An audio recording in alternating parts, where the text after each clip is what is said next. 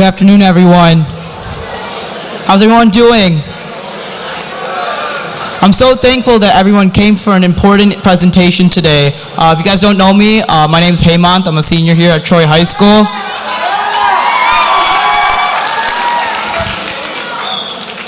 I'm a local activist in the city of Troy. I currently serve as the president of the Troy Advisory Board and a planning commission representative for the city. Today we have a special guest, that's Hanna-Attisha, Dr. Hanna-Attisha. She is a founder and director of the Michigan State University and Hurley Children's Hospital Pediatric Public Health Initiative, which is an innovative and model public health program in Flint, Michigan. She's a pediatrician, activist, and scientist, and author. Dr. Hanna-Attisha has testified twice before the United States Congress for everyone living in Flint. She was one of Time Magazine's 100 most influential people in the world for her role in uncovering the Flint water crisis. And there's a lot of people in the world. She's also been acknowledged by President Barack Obama. You can see on the last. Dr. Hanna-Attisha received her bachelor's and master's of public health degrees from the University of Michigan, go Blue, and her medical degree from Michigan State University. She completed her residency at Children's Hospital Michigan in Detroit, where she was chief resident. She's currently an associate professor of pediatricians and human development at Michigan State. So ladies and gentlemen, put your hands together for Dr. Hanna-Attisha. Thank you. Thank you, thank you, thank you. Thank you. It is totally awesome to be here with you guys. Thank you for having me. I was just at Troy Athens High School. What do you guys think about them? Oh. They were really nice too. So they were great. I told them I'd let them know how the day went with you guys. So high expectations. So it's great to be here because I'm also super close to home. So I grew up in Royal Oak. I went to high school in Royal Oak. It used to be called Kimball High School. It doesn't exist anymore. Now it's just Royal Oak High School. But really my kind of roots in being an activist and using my voice started when I was in high school, just like you guys. So not too far away from here is the city of Madison Heights, right? You guys know Madison Heights? Okay, it's literally like next door, right? Isn't it the adjacent city? And there, when I was in high school, the incinerator in Madison Heights was about to be reopened. Do you guys know what an incinerator is? It's like this trash burning, pollution creating disaster. So they burn garbage. And when that incinerator was on in Madison Heights, people would wake up every day with like a layer of like soot, like black dust in their driveway, over their cars. The kids who lived in that neighborhood had higher rates of asthma, breathing problems. And the older people in that Madison Heights neighborhood had also more respiratory problems and breathing problems. And it was just a bad thing all around. The worst part of the incinerator is that it was literally in the backyard of an elementary school and a senior center. So when I was in high school, I got involved in our high school environmental club. Do you guys have an environmental club? Yeah, who's involved in the environmental club? Awesome, few of you, great. And we did really cool things in our environmental club like you guys do. We did like recycling and campaigns, and we even used to put on plays that we would give to the elementary students. But then my high school environmental club leader found out about this incinerator that was next door in Madison Heights. And she's like, hey guys, do you want to get involved in a real environmental fight? And we're like, yeah. We were like 13, 14, 15 years old. So I was just a kid like you guys, and I would go door knocking, and I would go to protests and community organizing meetings, and we would try to educate folks about the importance of keeping this incinerator closed because the city wanted to reopen the incinerator. And finally, as high school students, we helped elect a state representative who went to Lansing, the state capital, and the very first thing he did when he got to Lansing was pass a law that you cannot have an incinerator located so close to an elementary school. And it's been 20 years, and that incinerator is still closed. And all of your air and my air is better because of that. So that happened. That's awesome. You guys should clap. That's amazing. That is amazing. And that is something I learned when I was, like I said, in high school. I learned about the importance of being an activist, about using my voice. I learned about the importance of taking care of our environment, about how our environment is connected to our health. And the most important lesson I learned is the value of good policies and good policymakers to make our lives better. So please take advantage of all the incredible, amazing opportunities that you have here in high school. I was also part of our drama club, so I got to be on stages like this, which helps me be a better speaker. I took English classes because it was fun, and that helped me write a book, and obviously took amazing science classes and other classes, which helped me be a doctor. So never underestimate the power of your experiences right now. And I want to kind of flash forward past high school, because that was just a couple years ago, just kidding, to what's been going on and what's been happening kind of with my life and what's been happening especially in Flint. And this is also a high school story. So in the summer of 2015, I was at home. I had a last-minute barbecue and texted some friends from high school. I'm like, hey, do you guys want to come over and bring your kids? I haven't seen you guys in a long time. Let's hang out. So friends from high school, girlfriends from high school, last-minute barbecue, came over to my house. And one of my high school girlfriends went on, after high school, she went on to become a water expert, a drinking water expert. She worked at the EPA doing national drinking water, amazing stuff. And she was at my house in the summer of 2015, high school friends, so stay connected to your high school friends. And she's like, Mona, what's going on with the water in Flint? And I'm like, yeah, some of my patients are complaining that it smells weird and it looks weird and it tastes weird. But whenever they ask me if the water is safe to drink, I tell them it's safe to drink because the state and the scientists at the state are saying it's safe to drink. And she said to me in my kitchen with our children running around and screaming that, you know what, the water's not safe, that it's not being treated properly, and because of that, there's going to be the possibility of lead in the water. So it was in my kitchen with high school friends that my life changed. And that's when I first heard about the possibility of lead being in our water in Flint. And from that moment on, there was only moving forward in terms of protecting the kids in Flint. So my job as a pediatrician, I have the best job in the world because I get to take care of kids. And so much of my job is making sure that kids are healthy today. So fevers and checkups and broken bones. But more importantly, my job as a pediatrician is to make sure that you guys have the healthiest and brightest future. So much of what I do is just like what your teachers do. It's about making sure that you are successful 5, 10, 15, 20 years from now. Yet what was happening in our water in Flint was literally threatening the tomorrows of all of our children. And I'm going to take a little kind of rewind into history because it's important for us to know about, people are like trying to fall asleep, like, oh, not history, it's going to be like super boring. But I'm going to make it exciting history because we step through history every single day.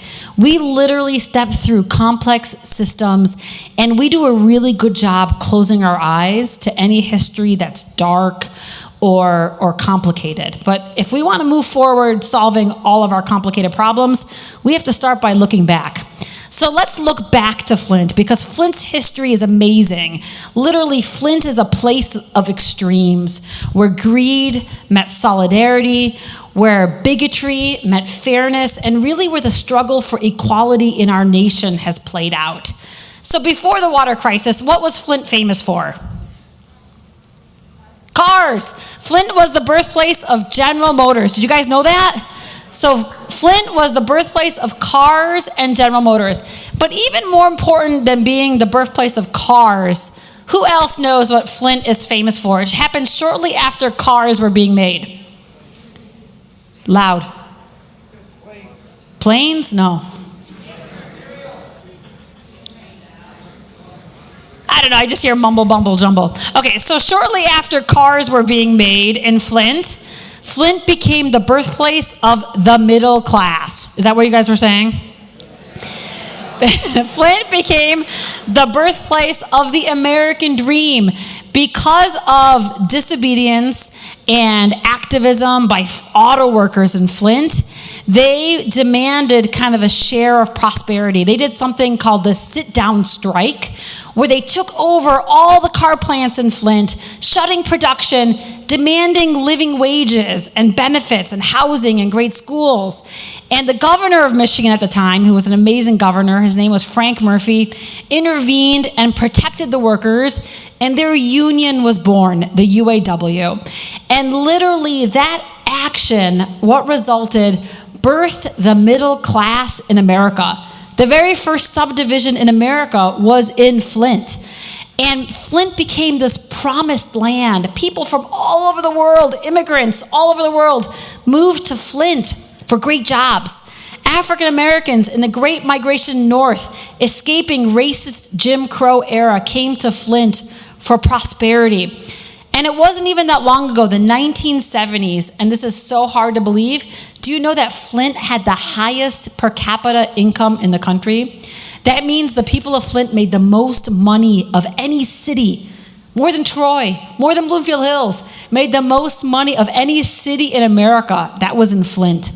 And because of that, the people in Flint were some of the healthiest people in the country because of that incredible prosperity and opportunity. But the history that followed wasn't so good. Plants closed, jobs were lost, people who could leave the city because of their power and their privilege left and abandoned the city, and poverty and violence really became epidemic in Flint. Flint is on like the end of every list that you can imagine, and that impacts the health of people. So a kid in Flint actually lives 15 years less than a kid in a zip code right next to Flint. But that's not unique to Flint. There's kids all over this country where their life course is predicted by where they live, by their zip code, and that's not right. So Flint was almost bankrupt as a city, and in 2011, who knows what happened to Flint in 2011? They what? They changed their water? Not yet. So in 2011, but it led to that. In 2011, Flint lost democracy. Like, what does that mean? How did Flint lose democracy? Flint became under the control of an emergency manager. So Michigan was doing some craziness. They were taking over cities. They were taking over cities that were kind of in poor financial state. And the emergency manager reported only to the governor. So all the people that we elected, mayors, city council, had no role anymore in the say of their city. Democracy was literally taken away overnight. And the emergency manager had one job, that was to save money. That's all they cared about, was saving money.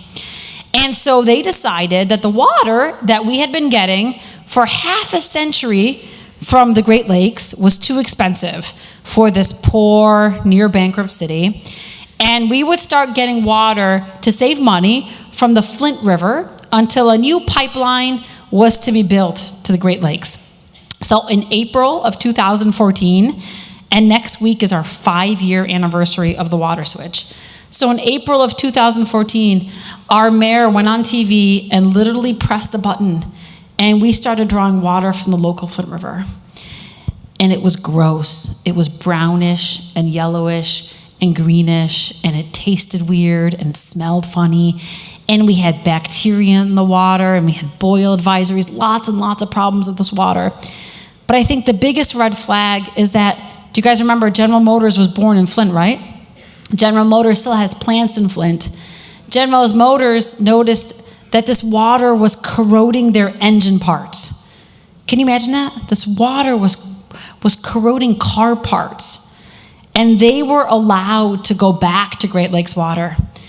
Yet the people of Flint were literally told to relax, that everything was okay, that there was nothing wrong with their water. So was the water okay, guys? The water wasn't okay. It was missing an important ingredient called corrosion control, federally mandated ingredient. That was the crime. It didn't have this ingredient. It made our water about 20 times more corrosive. That corrosive water ate up our pipes. The pipes had lead in it. The lead came out of the pipes into the drinking water and into the bodies of our children. And it was at my house with that high school girlfriend where I heard about lead. And when a pediatrician hears the word lead, we freak out because it's an irreversible, potent poison. It's a neurotoxin. It impacts how kids think, how they act. We now know through incredible science that there's no safe level of lead. And so when I heard about lead possibly being in our water, I knew that I needed to take action, that I would need to prove that the lead was in the bodies of our children. So in record speed, conducted the research, really kind of 24 hours of work, conducted the research to see if it was getting into the bodies of our children, and very publicly shared that research at a press conference, which is not what scientists and doctors are supposed to do, but we had no choice. And right away, after sharing that research, do you think the state said, "You're right, we're going to fix this"? No. The state said, "You're wrong." And just like everybody else who had raised concerns about the water, moms and pastors and activists and journalists, water scientists, the state attacked me. And they said that my research was wrong, that my numbers were wrong. They said I was an unfortunate researcher and that I was causing near hysteria, which is also a sexist phrase. So for a minute, I believed them. I'm like, oh my gosh, I totally screwed up. Like maybe I shouldn't have done any of this. Like I should have just kept my eyes closed my mouth. I should have just kept going about my busy job, mom, pediatrician, wife. Like I totally shouldn't have gotten into this mess. Do you think I should have done that? No. So that lasted for a quick second. And I quickly realized that they can go after me all they want, but this was about the kids. It was about my kids. This was about children that I have literally taken an oath to protect, to stand up for, to fight for. That's my job as a pediatrician. But implicit in this story is that whatever you become, we have all taken an oath to protect children and to stand up for kids, especially when there's injustices happening right around us. So we fought back. We fought back with science, with facts, with evidence. And finally, it took a while, but through our teamwork and our persistence in science, we spoke truth to power. The state conceded, finally said, "You're right, this data's right." And we went back to Great Lakes water. And since then, we have been working on the recovery in Flint. So I am privileged to spend my everyday making sure that the future of Flint's children is as bright as possible. We cannot take away what happened, but we are working around the clock to make sure that we do not see the consequences of this crisis. So I came here to tell you about the Flint story, but not just to hear about some city an hour north of here and what happened and this is a crazy story, but really to share with you that the story of Flint is not an isolated story. This is a story of crises that are happening every day in this nation, be it the deterioration of our infrastructure, be it the disrespect for science. We are in this kind of bizarro state right now where we are denying a lot of incredible science. Give me 2 examples of things that are happening right now that are science denial. Vaccines, it's unbelievable. We are having outbreaks of vaccine-preventable diseases that we thought we eradicated. It is the disrespect of science. Vaccines are one of the greatest public health victories, and we have folks who deny that science. Essential oils. What about essential oils? Sure, a lot of folks are believing maybe fake science, that they have some benefits, whereas that science is really not well established. What's another really big example of science denial right now?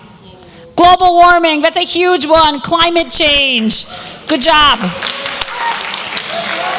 So, another example of our denying facts and science, which literally will harm or is already harming the health of people and most importantly, future generations. So Flint is a story of breakdown in democracy. So Flint's voices were taken away, but that's not different than other efforts where voices are being taken away. Things like gerrymandering and voter suppression and mass incarceration. These are also bigger issues where voices of people aren't being heard. Also, Flint is a story of what happens when we don't care for children. And Flint is this crazy, crazy example, but it's not different than so many other things happening in this country. Be it children separated from their parents at the border, or our inaction on gun violence, or child poverty rates, or the threats to kind of programs that kids need all the time. So there's many, many, many lessons here. The title of my book is called What the Eyes Don't See. It's the very literal. We don't see lead in water. It's clear. We don't see the effects of lead. It's known as a silent epidemic. But it's much, much bigger than Flint. It's about people and places and problems that we choose not to see all over.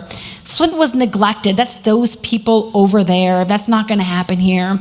But my most important message for all of you is that all of you have incredible power to open your eyes and each other's eyes to injustices that are happening everywhere, all over, all around us. And it is not enough to be woke. We must act when we see injustices happening. And I'm not telling you to come and get involved in Flint. I'm telling you to find something that you're passionate about. What keeps you up at night? Is it climate change? Probably your homework.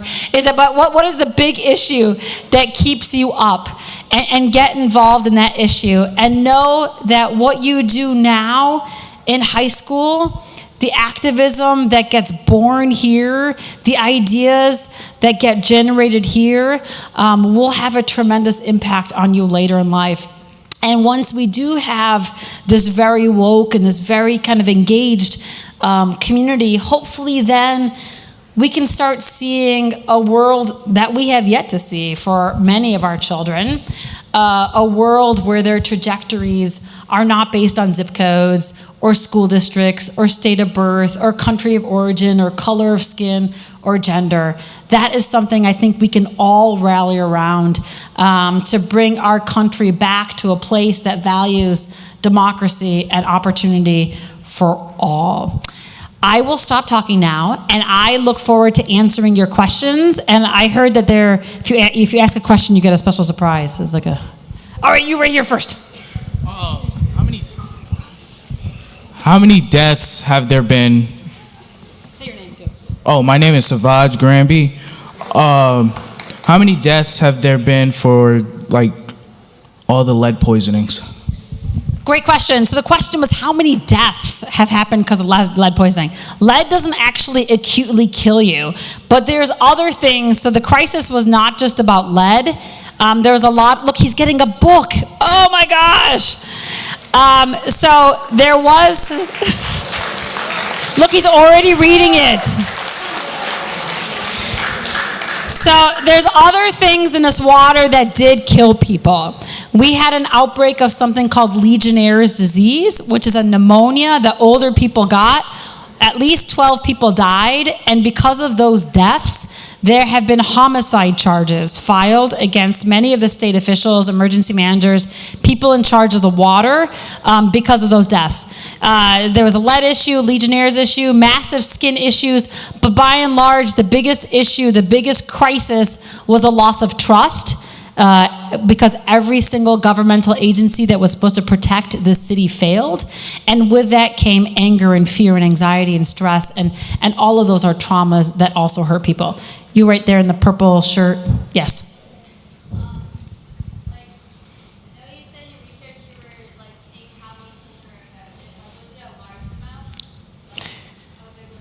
Sure. So my research looked at the blood of children to see if there was lead increasingly in the blood of children. And I want to also give a disclaimer that I never should have had to do my research. There never should have needed to be a doctor to do the science to prove that children were being poisoned. First of all, this crisis never should have happened. It should have stopped when that first mom raised a jug of brown water. But it definitely should have stopped when we had the research that happened before me that there was lead in the water. So remember, I mentioned lead is this irreversible neurotoxin. The treatment for lead is prevention. We're never supposed to expose a population to lead because of what it does to children.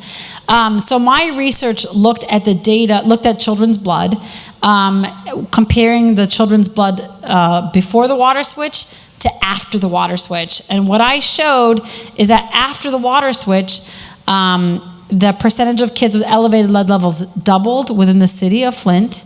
In the areas where the water lead was the highest, we saw the greatest increase in children's lead levels.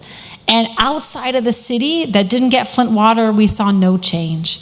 But also, just like all research, there was limitations, and it was a massive underestimation of exposure because not many kids were tested, nor at the right ages during this time. Right here.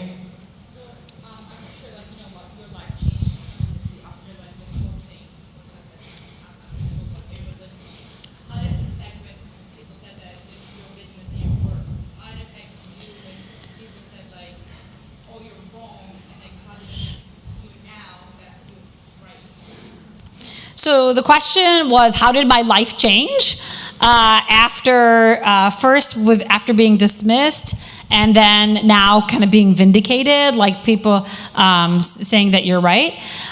So my life has changed significantly since that barbecue with my high school friend. When I first found out there was lead in water, it went from like no sleep doing this research. Then when we kind of figured that out, it was really no sleep advocating for the kids of Flint to make sure what they needed. And my sleep has continued to deteriorate in terms of spreading the message, being able to advocate for children. So I have this amazing privilege right now of having a microphone, not just here, but also by writing a book. And this microphone has given me the privilege to not only advocate for Flint kids, but children all over this country that really are suffering from the same kind of issues. So I feel blessed and privileged, and I wake up every day and I pinch myself that I am able to do this work. Right here. We know you're not the first person to bring up lead in the water. What finally made them concede the point on you and your research? Sure. So why did they finally concede when they got my research? Because, like I said, for 18 months, people were denying the story, denying all the other real science that there was lead in the water, that it wasn't being treated properly.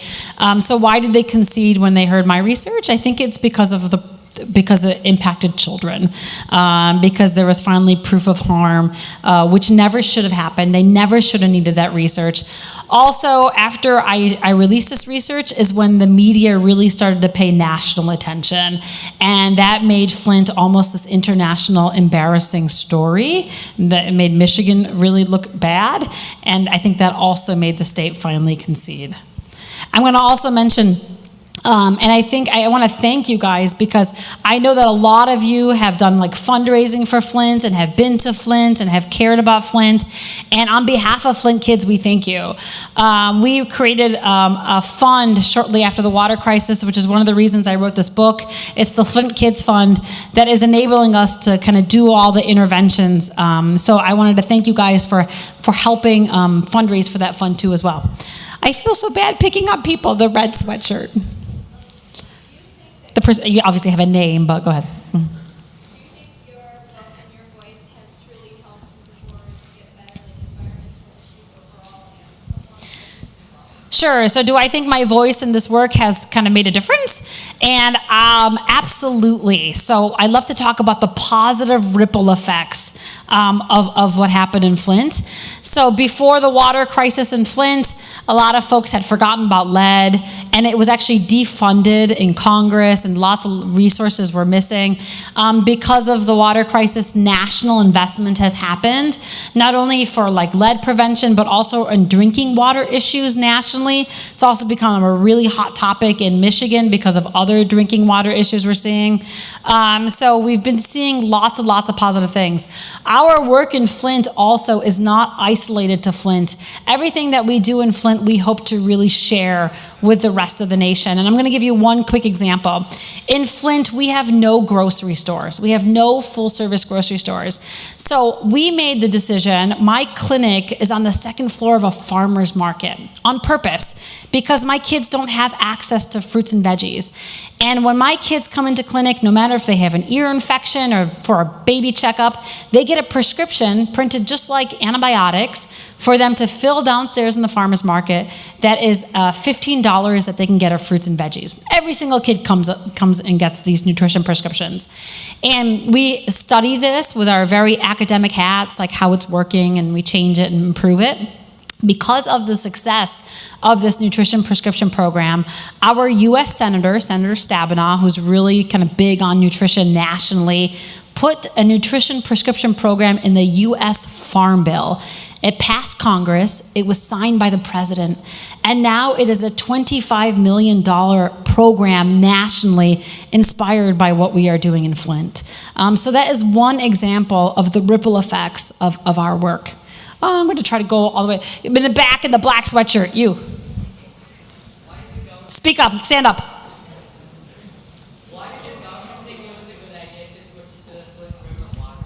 Why did the government think it was a good idea to switch to the Flint River water? That is a great question, and that is why there are multiple investigations and criminal charges to figure out exactly why this was done. Nobody really goes from a good water source to a poor water source, but fundamentally they didn't treat the water properly, which was they were supposed to do. So the government did this because of austerity, because they wanted to save money. And in many investigations that have come into play, they've also repeatedly noted that this is a form of environmental injustice, where the race and the demographics of the population not only created the crisis, but exacerbated this crisis. This kind of water switch never would have happened in Troy or where I live or in any kind of richer or wider community. But that's something that continues to happen all over this nation. So with how polluted the water was it even possible to be able to filter it to make it even possibly drinkable? So the question was about would filtration been possible to make it drinkable? So right now people are using filters, but they are specific kind of filters. They're lead clearing filters. They have to be certified by the National Sanitation Foundation. They have to be attached to the end of faucets. There's replacement cartridges that go into the filters to clear all the lead, but not all filters are the same. And people weren't using those filters for 18 months because they didn't know there was a lead problem. But since then, they have been using those filters, and if they are properly installed and maintained, they work. Blue shirt. How much work needs to be done before the water is considered clean? So within a few months, Flint will have replaced all their pipes, which is amazing. So only 2 other cities in the country have replaced their lead pipes, and Flint will be the 3rd. And that will bring us back to how the water is safe everywhere else. So it'll bring us back to kind of how we used to be, but also similar to other cities. And something that I have learned throughout this whole process is that our laws, our regulations are weak nationally. We were never meant to get lead-free water as a nation. And those laws need to be updated. Specifically, there's something called the Lead and Copper Rule, which is part of the Safe Drinking Water Act. It hasn't been updated in over a decade, and the EPA recently said we don't even want to update it. So there needs to be a lot of ongoing advocacy from all of us to strengthen our laws so that they catch up with the science and ultimately protect public health. Go ahead.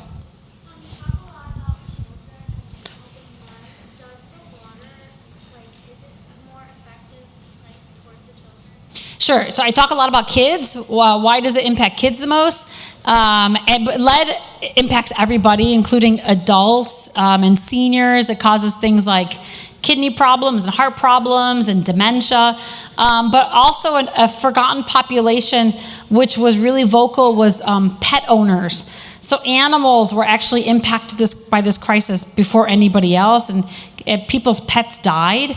And in most environmental issues, animals are impacted most because they're like lower to the ground and they're in touch with the environment more. So MSU's vet school actually came in and did clinics for the animals. But we worry about the kids the most because that's when people's brains are developing. And when you're, especially early childhood is the most rapid period of brain growth and your nervous system development. So if something kind of attacks you then, it lasts longer and it can really impact your development.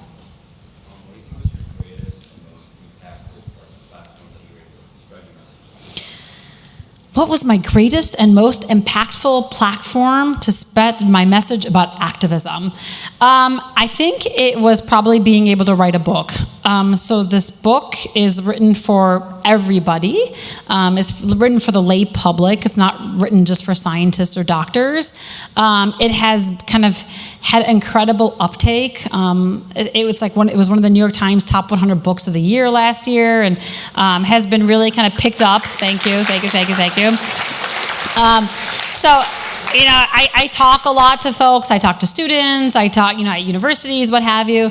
But being able to kind of share a message in a way that reaches a lot of folks, I think that has been the most impactful way to share a message. So I actually have two questions. You said that the laissez-faire ideology is also one of the those that contributed to the legislating. So if you could explain that part, and also how far do you think the government would have gone if no one had actually spoken out about the issue? Sure. So I'll take the second part first. So how far do you think the government would have gone if nobody would have spoken up? So just to reiterate, a lot of people were speaking up. A lot of people were speaking up, but the government was denying and dismissing all of those people. And the last I talk about this in this book, Flint wasn't the first time that we had a water crisis like this. There's been many throughout history. In Washington, D.C., there was a very similar lead and water crisis that lasted a lot longer, and there was years of cover-up, and that was what we anticipated. We anticipated that this would be a years-long battle to expose this. None of us anticipated that it would have been exposed so quickly. So I can't really make any kind of predictions of what would have happened. And she's referring to a line in the book, so good job, it sounds like you read the book. So a lot of folks ask me, who are the villains in this crisis? And they want me to name people, like it was the emergency manager or this person or that person. And the biggest lesson of kind of this book and the story is that the villains are harder for us to see. And the villains are these ideologies, these kind of long-standing ideologies of greed, of industry kind of driven profit-seeking, of capitalism, of racism, of austerity, and kind of this laissez-faire, neoliberal, I forget what the last part of that, what I wrote there, but it was just kind of this indifference to certain populations. So those are the real villains of this crisis, and really many crises where we fail to care for each other, especially those of us who are neighbors. So you answered the question about your impact and what happened after you spoke about talking about research. What can we do to help with crises? Sure. So the question is, what can we do to help with crises like this? So if you want to help Flint, you could contribute to the Flint Kids Fund and keep doing fundraising. But the biggest message of this book, like I said, is not about Flint. It is about just keeping your eyes open to injustices that happen everywhere, all over. And that is the biggest message, to open your eyes, to act, to find allies. And your allies, your friends, could be unexpected. My best friend in the story was an engineer. And and it's rare for pediatricians and engineers to work together on such issues. So step out of your boxes, stay connected to lots of different friends and lots of different kind of people. But trust your gut. If you think something doesn't look right, it's probably not right. and don't stay silent, especially when others are suffering. So those are the biggest messages. It's not about Flint. It's not about coming to Flint. It's not even about donating to Flint. It is about fundamentally, it's about what kind of society do you want to live in? Do you want to live in a place where some people get clean water and some people don't get clean water? Do you want to live in a place where some people have a voice and some people don't have a voice? Or do you want to live in a place where everybody gets treated equally and has the same opportunities for success? When you first heard about the water in Flint, why did you start taking lessons with children versus just testing the water? Sure. So when I first heard about the water in Flint, why did I look at the blood rather than look at the water? So the water was already being looked at. There were scientists, incredible scientists, looking at the water in Flint and saying, hey, there's lead in the water, but they were also being dismissed and denied and attacked. So then I knew that if I was going to make a difference, I needed to see what the impact of that lead in the water was, and that's how I started to look at the blood, the kid's blood. Blue shirt in the middle. Did the government ever reach out to you, like specifically apologize for dismissing your work? Yeah, so right after they conceded, I worked hand in hand with the government. Not only did they apologize, but really kind of became a partner in terms of the recovery. And there was a lot of folks who were like, I can't believe you're working with this administration. They're the ones that created this crisis. And my allegiance is to children. And I have had to work with them, and I'll probably have to work with like the next 5 administrations to make sure that kids get what they need. Every single level of government. Yep. We'll go blue, green, teal shirt. How prevalent is lead poisoning nationwide? So it used to be a lot worse. So what did we used to put lead in, guys? Good job. Okay, so not pencils. That's actually graphite. We used to put lead in paint. General Motors put lead in gasoline to make a profit because they had a patent on it. Those 2 applications of lead poisoned many, many, many children throughout the nation. We used to have a lot worse lead exposure, like in the 1970s.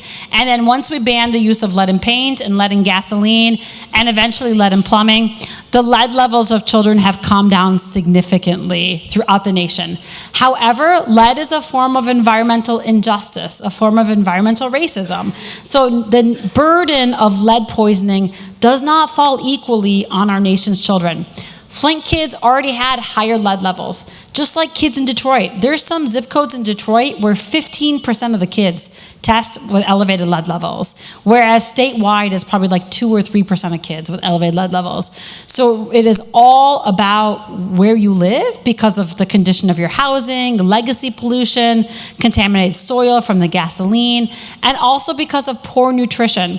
If you have an empty stomach, if you're deficient in certain nutrients, you also absorb lead more readily. So even though levels have come down significantly, there's significant disparities, and at the same time, the science has taught us that there's no safe level. Levels we thought were okay decades ago, we now know are no longer okay. What are the long-term effects of lead in your body? So lead is like a bad thing because of the long-term effects, which is what it does to cognition. It drops IQ levels. What it does to behavior leads to developmental delays, attention disorder, focusing problems. It's even been linked to things like criminality. So it has these long-term effects for children. But that's all based on kind of population science, not individual predictions. Tie-dye shirt.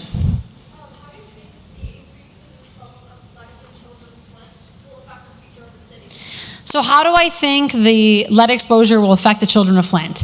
And my hope is that the children of Flint have the brightest future possible. Because like I said, from the moment of recognizing the lead exposure in the water and in the children's blood, we have been working around the clock to not see the consequences. So we've been able to put in place model interventions like literacy support and school health services and child care services and breastfeeding promotion and parenting support, nutrition and healthcare access, all these things that science tells us promote the development of children. So we are hoping that the future of Flint kids will be brighter than their past ever was. And in a very academic way, we are assessing that through something called the Flint Registry. So it's this effort to identify those exposed, most importantly, get them connected to the resources, to not see the consequences, and to follow them long term. Down here. Did you already ask a question? You did. I'm skipping you. Okay, yellow shirt.